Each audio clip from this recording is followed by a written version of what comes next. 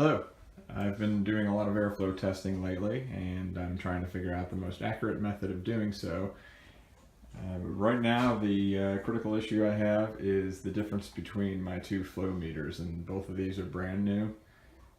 One reads high, the other one reads low, unless I use this baffle box, and then they're both fairly close to being the same. As you can see, this Testo 420 is reading about 122 to 125. Usually hovers around 125. It could go up to 128, but that's just the fluctuation of the airflow. So, and it's nice and sealed to the floor. Everything's completely sealed. I'm going to go ahead and throw the Alnor on there, and you'll get an idea of what we're looking at. Okay, we're back, and we have the Alnor connected.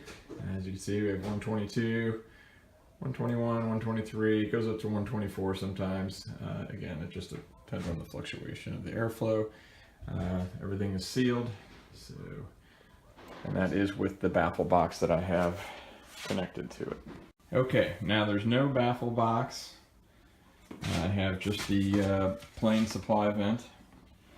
It's a Lima Model 800, 14, or I'm sorry, it's a 12 by 4 supply air grill. And you'll notice, make sure it's nice and sealed. We pop up to about 140 to 145 CFM. Now it'll fluctuate up a little slightly, but normally it balances out around 145. That's a pretty huge difference in airflow, and it's just not acceptable for that kind of rate with any kind of accuracy. Now, while I'm still rolling, I'll go ahead and swap out with the Alnor. And again, both of these are brand new units. It's nice and sealed.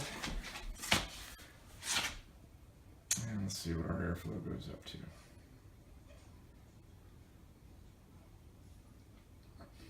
107, 108, sometimes it go up to 110, but so nowhere near the 123, 124 range that we were looking at before. Of course, the Alnor did about 122, and that was with the baffle box connected. This is just to the floor. Has a pretty good seal to the floor. There's really no leakage or anything like that. The foam seal does do a good job in securing it.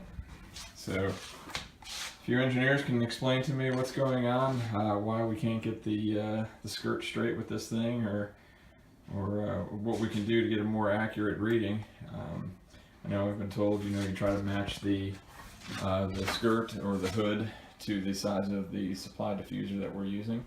Well, these are about as small as we get. This 14 by 14 skirt on the Testo, and 16 by 16 skirt on the Alnor. This is designed for residential, so I don't know why we're having such a large difference in the readings.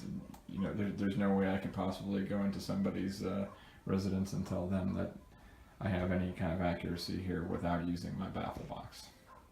And one further thing, I did test the baffle box with a Retrotec duct tester, and it is in very good calibration.